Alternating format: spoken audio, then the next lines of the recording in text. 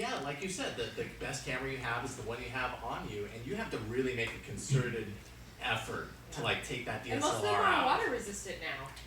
Most of the DSLRs are? No, the smartphones. Oh, the smart. Well, yeah, that's true. And right. your GPS trackers and their mirrors. Yeah. Bleak's saying, put it near the door and force yourself to take it. That doesn't make it any less cumbersome. I do. Thinking on this? I do. Because why does a Samsung phone have to have 2 browsers on it? The only reason it has 2 browsers is because Google requires that the Chrome browser is on there, but Samsung wants its browser that it puts its own development work into to be prominent on the phone. But then in the end, it's the consumer that loses out on it because now I've got like 2 browsers that I have, one of them can't delete. I have to deal with these 2 browsers. But it's also like that insistence of, this is the Google path. Like, look, you're using a phone in this Google bubble. Mm-hmm. If that makes sense. So, Ann, where do you stand on this? Do you feel like having 2 browsers on a device is choice or is bad for the consumer because they're kind of stuck with something that they don't want?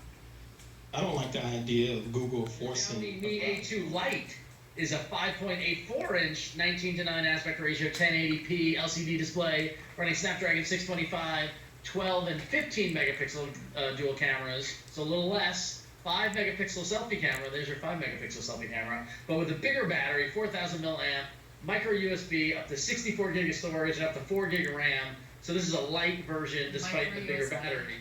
And it runs. Micro USB is an odd choice. It runs.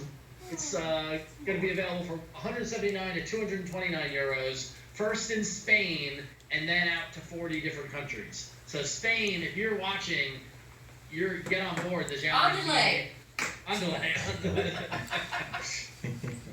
So, what do you think of these phones? Do you think these are worth it, or the price point seems right?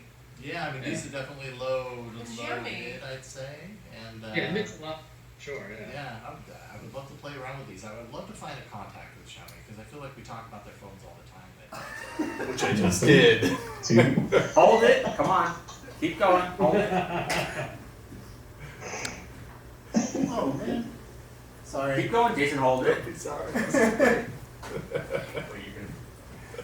Alright. That I have embedded, but I cannot. I have the note if you'd like to keep on over my screen. Oh, wait a minute. I got it. I have my little sliver of detail here. The EU. You probably already know about the this. European we talked about it Union. Last week because the actual fine had not happened yet. Well, now we know the EU issued a record-breaking 4.3 billion euros fine to Google, and that's a penalty for what we talked about a little bit last week, the anti-competitive behavior on the part of the Android. And Google prevented manufacturers from selling devices with non-Google versions of Android, which is essentially as how all of this plays is if you're a device manufacturer and you're putting out a device that has the GMS, all of Google's apps and services embedded on it, you can't then also sell a version or a device that runs the non-Google version of Android. You have to, all of your devices have to be that. So it kind of locks you in if you agree to that. So Google has to pay this fine, have 90 days. Android apps? It's funny you say that because just recently I've noticed these little subtle updates that are happening. This white space trend. A lot of people have complaints about white space for one reason or another, but there are serious complaints about it from like an accessibility standpoint as well. But that's certainly the direction that Google is going. Every time they release something new, there's a lot more white. There's a little bit extra space and margins around things. Some would see that as wasted space, but it makes it look a lot cleaner to my eyes. Sure. Yeah. While doing this, I wish they would still figure out a way to give me the swipe away option back from the cards on the today screen. Yes. Oh yeah, I know, right? That's Weird that I'm not the only person that's complained about it. No, you have to tap the overflow button and then hide this or whatever in order to get it to disappear, right? Yeah, it's so weird. It's so weird because that was never how the feed worked when it was Google Now. Strange that they decided to do that. Ron, you got the next one. You know, things like watching TV and posting to Twitter. It is very slow when it comes to things like Snapchat and even Animal Crossing. The actual game, you can tell, is just kind of It's a lot. It's a lot. It jumps a lot. Like the animation, the graphics jump a lot, and you can tell up here on the top. Like I said, it's Project Fi compatible. It's got USB-C on the bottom, and of course, a headphone jack. So, Sweet. which is great. Nice. Nice I don't have bonus. to worry about all that. And of course, the fingerprint is on the front. I mean, it's fine. It's fast, as you can see. It works just fine. But I really like the implementation that Moto had on their Z3 phone. Yeah, on the I have it side. right here. Well, I what's wish it was interesting like to me that. is the fingerprint sensor is on the bottom, but it's the same like sliver size as you would get on the Yeah, side of the phone. you know? exactly. They didn't make it any bigger. So when I scanned in my thumb, I was just scanning it like this. Yeah, because you never know So, where your thumb's gonna hit. I on didn't the really thing. need to do that. The screen's actually really nice. I actually had a really nice little gradient wallpaper on here earlier, and it looks super nice. And video looks really good on this, and apps look really good. The colors are vivid, and if you swipe over, you'll get that Google feed. And if you swipe over to the end, you won't get anything because it's just like. Also on the back, there is dual rear-facing cameras. So we've got 12 megapixels and 5 megapixels. They both shoot at f1.8 aperture.